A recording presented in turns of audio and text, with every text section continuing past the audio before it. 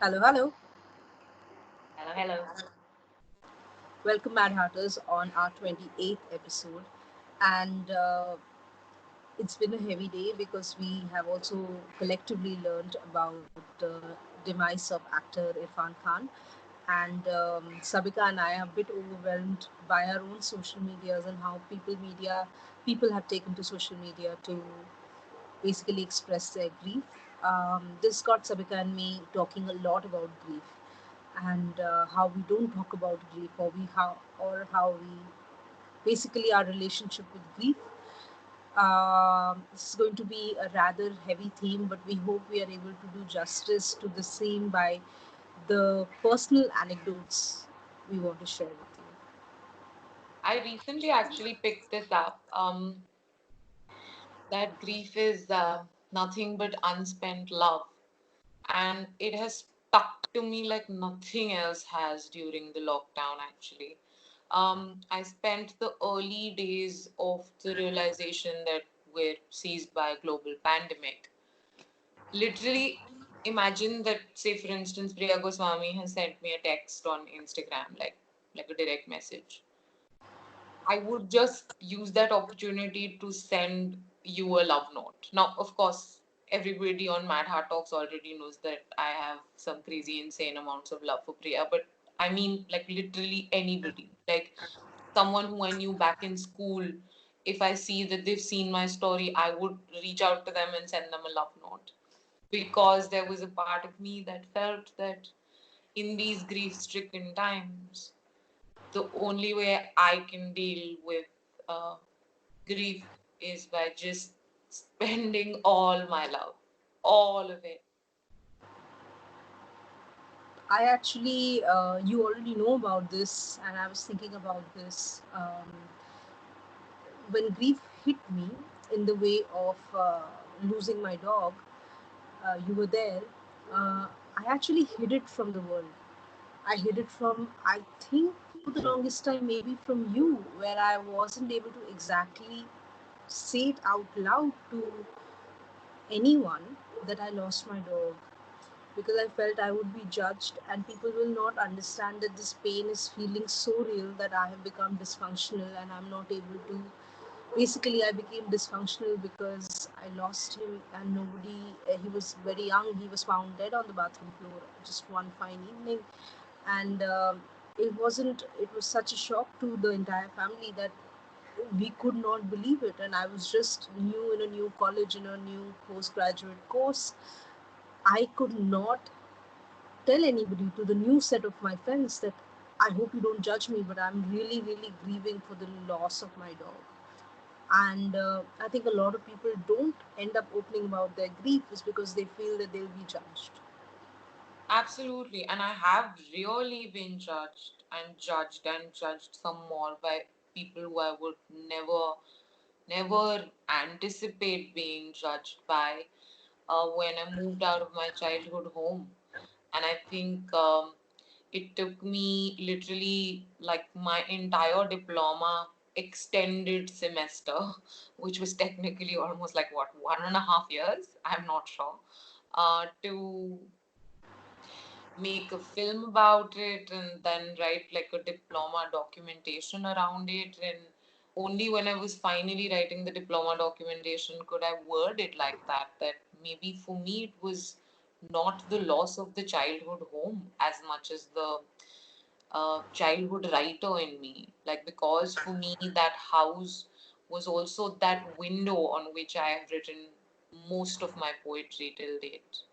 So it takes digging. And I think one thing we can do, I mean, I think a kinder way of being around people who are grieving is, I think they're already answerable, to themselves. When you start asking them questions which can just, become like a pile of additional questions to answer.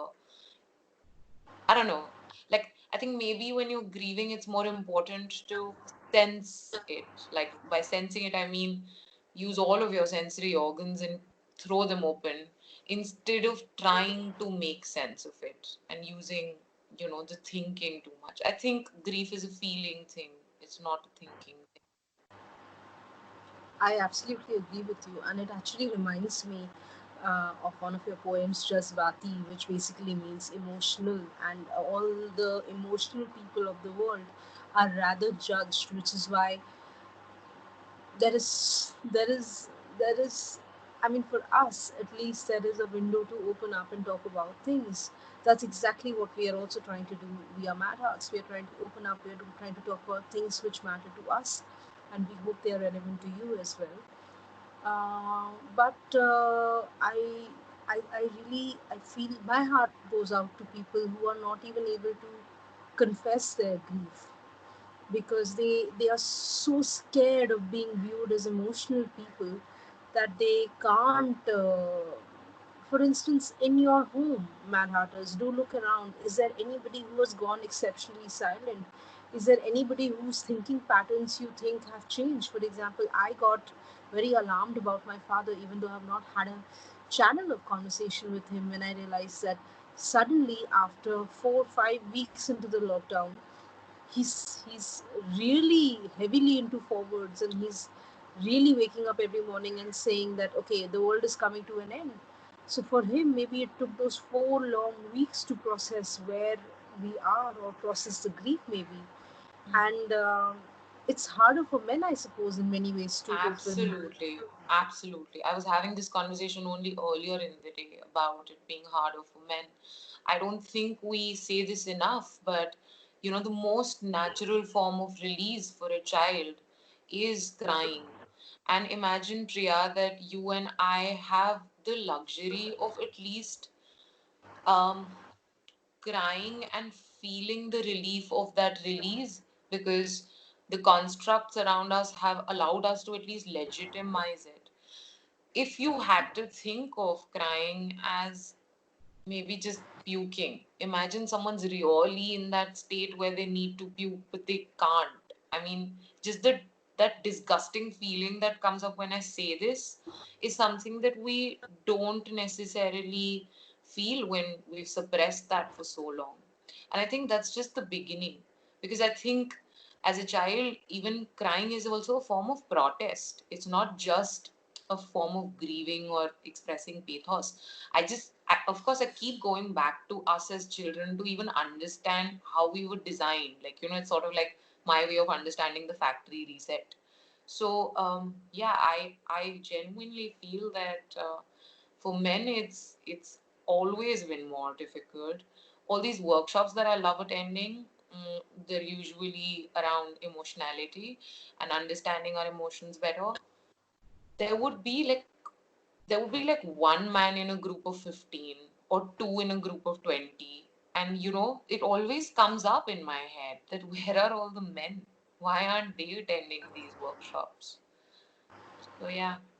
One of the hardest thing to witness as an eldest sister of a lot of younger cousins was one of my very young cousins being chided for crying. He is a boy, and he was probably 6 or 7, and he was being chided by his family for crying.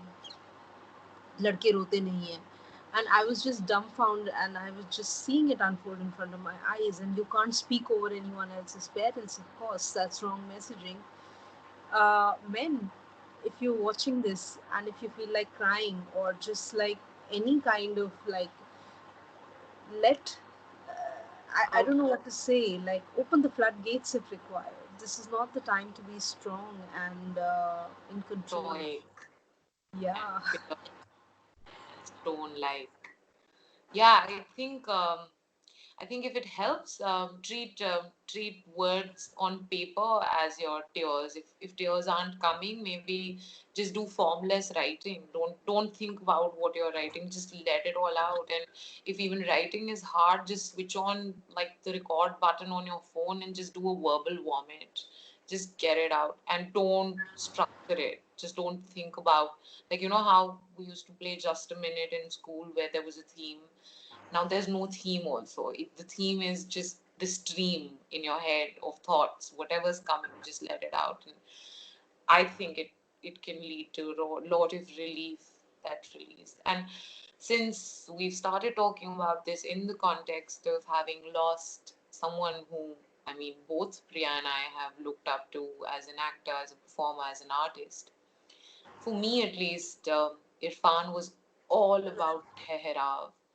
Um, at one point, I was very close to an actor, and he was the one who pointed out that Irfan is one of those few actors जिसको चीखने के लिए अपनी आवाज नहीं उठानी पड़ती है.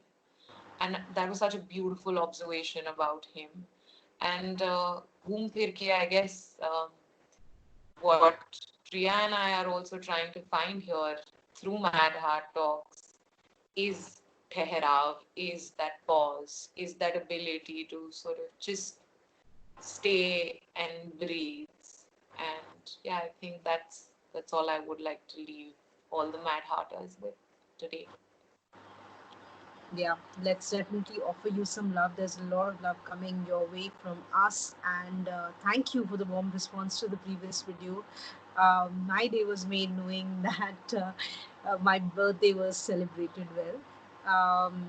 Nothing really can prepare us for these times, but it helps to know that we are in this together.